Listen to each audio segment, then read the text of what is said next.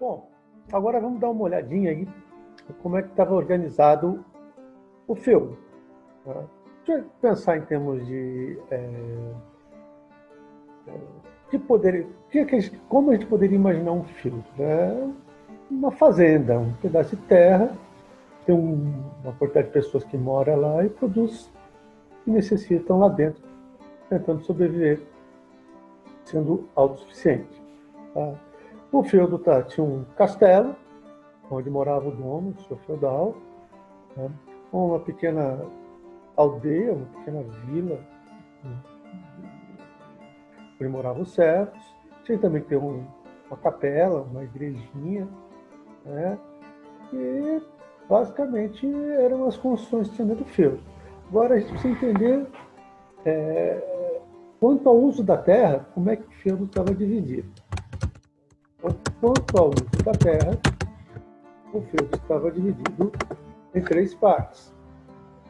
A primeira parte é o manso servil. O que é o manso servil? É uma parte de terra do feudo cuja produção ali, feita ali, é destinada ao servo. Então o servo vai lá, produz, o que ele produz ali é dele, em tese. Tá? Uma outra parte do feudo é um manso senhorial. É um pedaço de terra também que está lá, mas a produção no manso senhorial ela é destinada para os senhores feudais. Bom, o que é produzido ali vai para os senhores feudais. Essa gravura aqui mostra um pouco daqui. Manso senhorial, manso servil. Tá? E também, dentro do feudo, tinha as terras comunais. As terras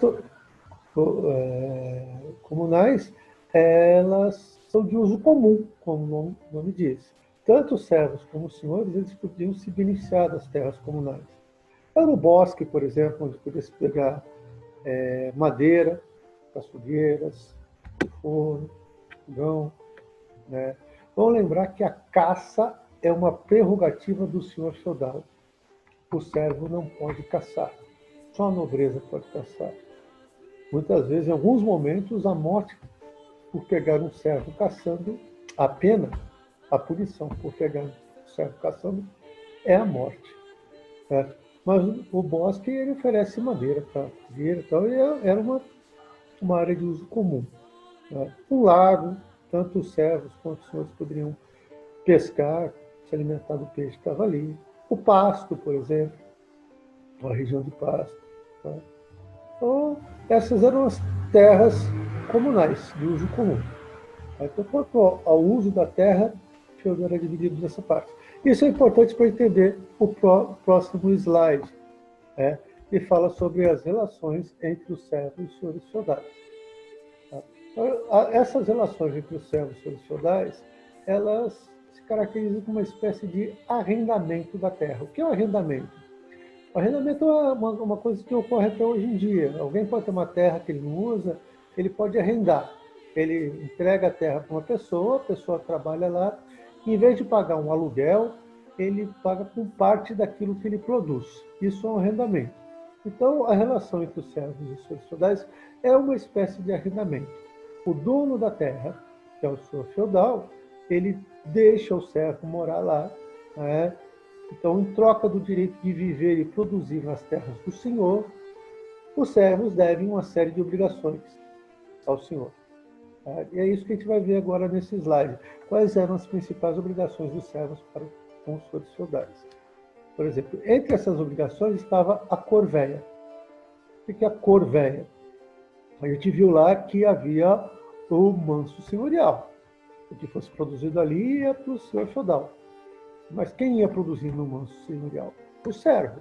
Então a corveia era uma obrigação de trabalhar na terra do senhor feudal alguns dias da semana para produzir para o senhor feudal. Era uma espécie de imposto que era pago com trabalho. Isso era a corveia, a obrigação do servo trabalhar no manso senhorial alguns dias na semana. Tá? Tudo que fosse produzido ali ia para o senhor feudal. A gente viu também que havia um manso servil. Em tese, o servo produzia ali para ele. Mas o servo não ficava com tudo que ele produzia no manso servil. Ele tinha que pagar a talha. a talha era a obrigação de entregar uma parte daquilo que ele produzia no manso servil para o senhor. Aqui no slide está manso senhorial, mas está errado, é manso servil. Era a obrigação de entregar parte da produção do manso servil para o senhor feudal. Tá? Haviam as banalidades. O servo, por exemplo, ele plantava o trigo dele, mas para fazer o pão, ele precisava moer o trigo, e o moinho geralmente pertencia ao senhor feudal. Para então, fazer a farinha, ele tinha que usar o moinho do senhor feudal.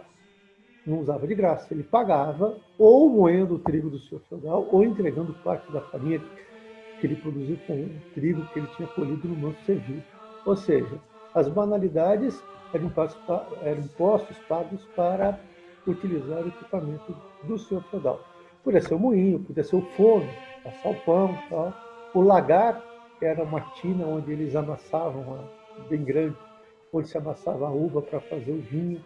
Então, para usar esse tipo de equipamento que geralmente pertencia ao senhor, era necessário pagar também, ou trabalhando, fazendo atividades para o senhor nesses equipamentos, ou com a produção que era obtida aí com o uso desses equipamentos. Trigo, vinho, e por aí vai. Tá bom de imposto? Não, tinha mais. Captação. Era um imposto pago por cabeça. Por que imposto pago? Porque uma família de serva podia ter 10 pessoas, outra podia ter 5 pessoas. Uma família que tinha 10 pessoas, ela pode produzir mais e também pode se beneficiar mais do uso da terra. Também é mais gente se alimentando da produção daquela terra. Então, na visão dos seus soldados, seria justo que elas pagassem mais do que os outros. Então, havia também imposto que era pago por cabeça em função da quantidade de pessoas que tinham uma família. Tá? O outro imposto era o mão morta. Mão morta é o seguinte: quando o membro mais velho de uma família morria, os descendentes eles não ficavam automaticamente na terra. Eles tinham que acertar um preço. Esse preço era chamado de mão morta, para poder continuar lá. Então, os herdeiros de alguém que tinha um contrato de arrendamento com o senhor feudal, para permanecer naquela terra quando essa pessoa morria, eles tinham que repactuar esse contrato, o que geralmente envolvia a necessidade de pagar um imposto chamado de mão morta.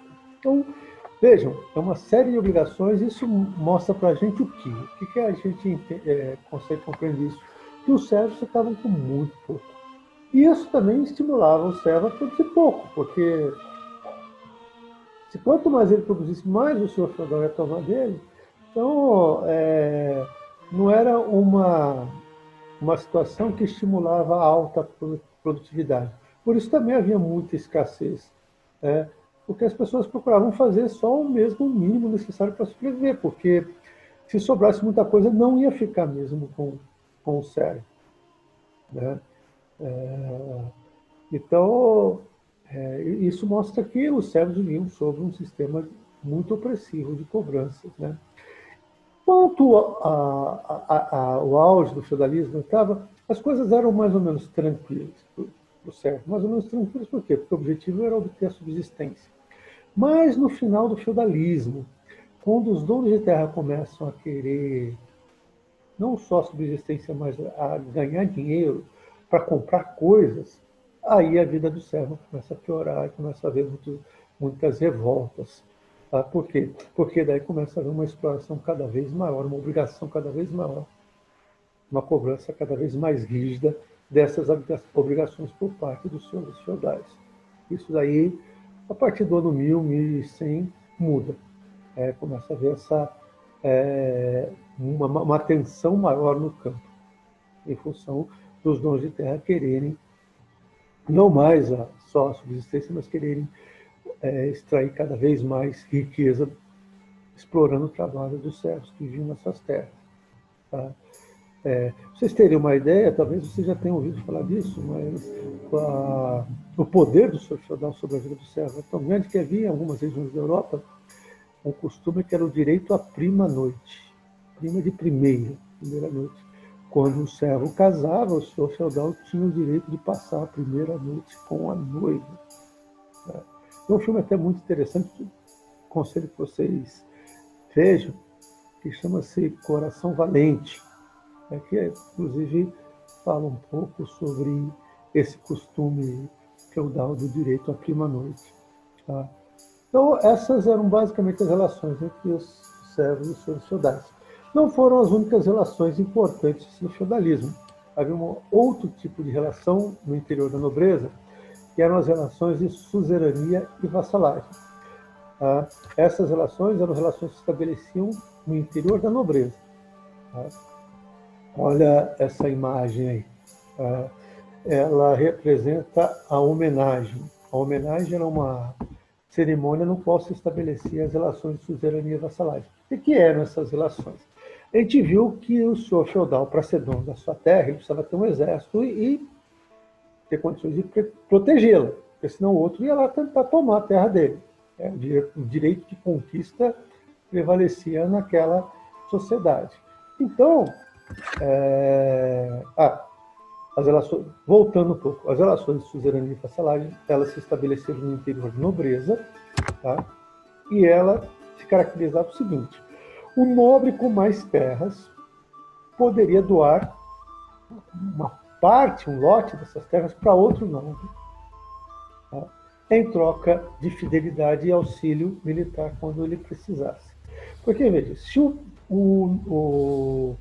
a terra ela só é mantida se o nobre consegue protegê-la, então imagina um nobre que tenha muita terra, mas não tem um exército muito poderoso, como é que vai proteger essa terra? Então, para ele, a vantagem de doar essa terra para um outro nobre, só que em troca, esse nobre que vai receber a terra, ele tem que prestar auxílio militar e ser sempre fiel ao suzerano dele, tá? Em troca da terra que ele recebe. Tá? Então, o nobre que doa a terra é chamado de suzerano, que recebe a terra é chamado de vassalo.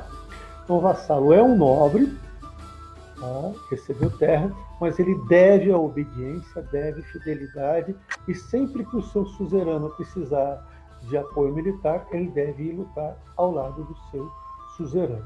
Tá? Espera-se, né? Lógico que traições podem ocorrer, como ocorreram ao longo da história, mas as relações de suzerania e vassalagem, elas eram estabelecidas nesse laço de confiança mútua, né? E isso era pactuado numa cerimônia chamada de homenagem, que poderia terminar essa cerimônia ou num pacto de sangue mesmo, eles cortando as mãos, unindo as mãos com sangue, ou poderia terminar, inclusive, com um beijo na boca entre os dois nobres, como sinal de, sei lá, um pacto de união entre eles. Essas relações de suzerania e vassalagem, elas criaram, então, em toda a Europa, uma complicada teia de interdependência entre as pessoas, dentro da nobreza medieval. Então, havia toda uma intricada rede de suzeranos e vassalos. Uma pessoa que era vassalo de um suzerano poderia ter seus próprios vassalos, se ele pegasse essa terra e distribuísse para outras pessoas. E isso meio que determinava um pouco o poder das pessoas, o poder político das pessoas. Quanto mais vassalos uma pessoa tinha, mais poderosa ela seria. Tanto que diz que o rei, naquela época, ele é o suzerano dos suzeranos. Então, os reis existem nessa época, tá? Mas eles não têm uma função política muito grande. Geralmente, a função do rei é militar. É coordenar a defesa do território ou o ataque a outros territórios, né? O rei é um nobre que tem diversos vassalos, né, que devem fidelidade e obediência a ele. Então, o rei é considerado o suzerano dos suzeranos, mas o rei não tem muito poder sobre os feudos dos outros nobres. Ok? Então, as relações de suzerania e vassalagem são pontos importantes também dessa sociedade feudal. E para finalizar agora, a gente vai falar um pouquinho aqui do papel da Igreja Católica naquela sociedade. A gente já viu que ela se tornou muito poderosa. Quando o Império Romano ele desaparece, já havia mais aí de 100 anos que a Igreja católica, quase 100 anos que a Igreja Católica era a religião oficial do Império Romano. Então, o Império Romano ele se desestrutura politicamente, mas a Igreja Católica ela mantém uma estrutura, ela está organizada e ela vai aproveitar esse vazio de poder que vai haver com a queda do Império Romano e vai ampliar o seu poder sobre toda a Europa ocidental. Então, com isso, a Igreja Católica se torna a instituição mais poderosa da Idade Média. Né? Ela vai criar a ideia de cristandade. O que é a cristandade? É o povo de Cristo, tá? Que se identifica entre si por serem cristãos. Tá? Então, a ideia de cristandade vai criar uma certa identidade cultural entre os europeus. Porque vamos pensar, né? A pessoa está lá em o que mais tarde viria a ser Portugal, não existia o país Portugal, não existia o país Itália, não existia o país França. Mas veja, portugueses, italianos, franceses, os nórdicos lá, os vikings, são pessoas tão diferentes, línguas diferentes, hábitos diferentes. O que, a partir de um determinado ponto, une todas essas pessoas? É o fato de serem cristãos. E isso vai criar uma identidade europeu. É só a única coisa que eles têm em comum. É isso. E o fato de que todos eles devem obediência a quem? Ao Papa em Roma. Então o Papa se torna a pessoa mais poderosa daquela época. Certo? Esse poder da igreja de moldar a maneira das pessoas pensarem, tem aqui uma gravura de um padre lendo, só os padres sabiam ler e escrever e tal, tem a missa, confissão, tudo isso institui um sistema de controle muito grande sobre os fiéis, que faz com que a igreja tenha um poder de moldar a maneira das pessoas pensarem, delas agirem, se comportarem. Isso tudo faz com que a sociedade, culturalmente, a sociedade medieval seja considerada uma sociedade teocêntrica. O que é uma sociedade teocêntrica? Tudo está voltado para as questões religiosas. Tudo é entendido de uma forma religiosa. Se acontece uma epidemia, é o castigo de Deus. Se alguém morre uma morte violenta, é Satanás que está atuando naquela região. Tal.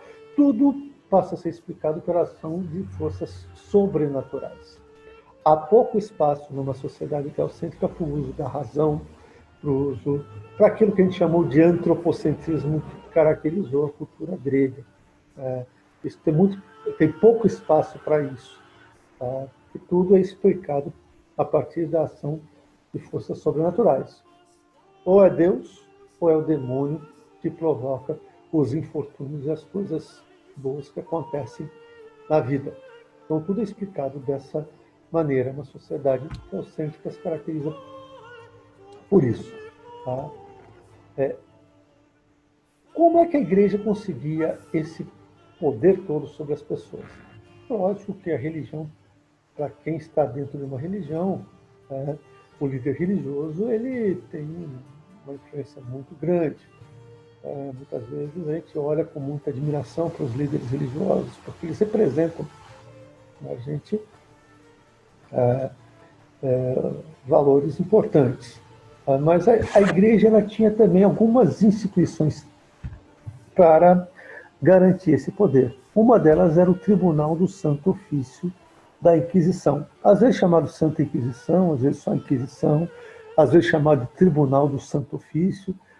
Ou seja, a igreja tinha o poder de acusar, investigar, julgar e condenar as pessoas que fossem acusadas de heresia.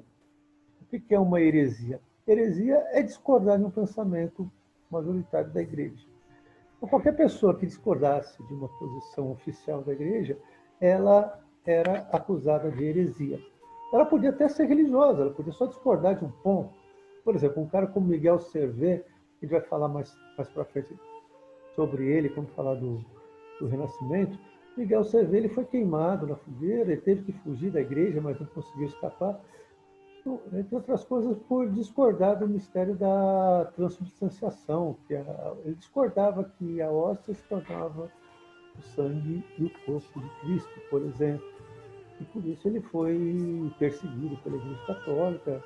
Teve outros episódios, mas acabou sendo queimado na fogueira, como herege. Galileu, que só apenas descobriu que não era o Sol que dava a volta em torno da Terra, também quase foi queimado na fogueira, só não queimou porque negou as suas ideias, né, pelo que ele tinha descoberto. Tá? E essas pessoas foram acusadas por quem? Pelos tribunais do Santo Ofício da Inquisição. Era esse o órgão da igreja que ficava vigiando e punindo.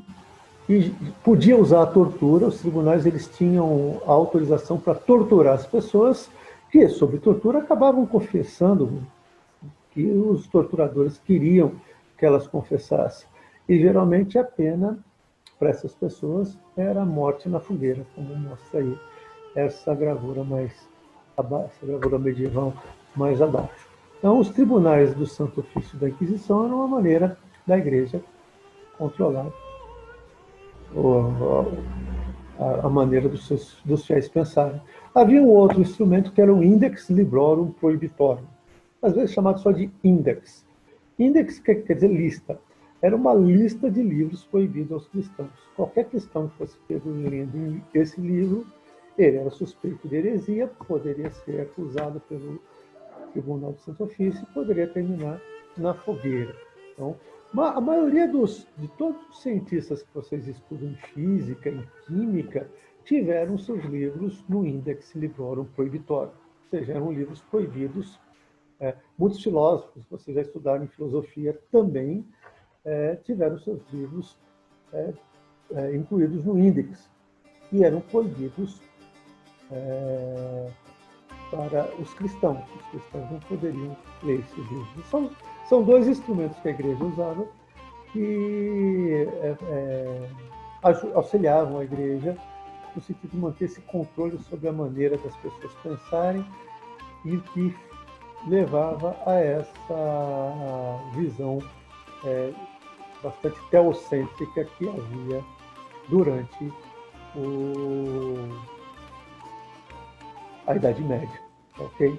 Então, hoje a aula sei que é um pouco extensa, a gente finda por aqui. Ok?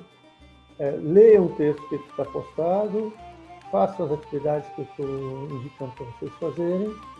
Prepare bem. Foi muita informação, muito conhecimento.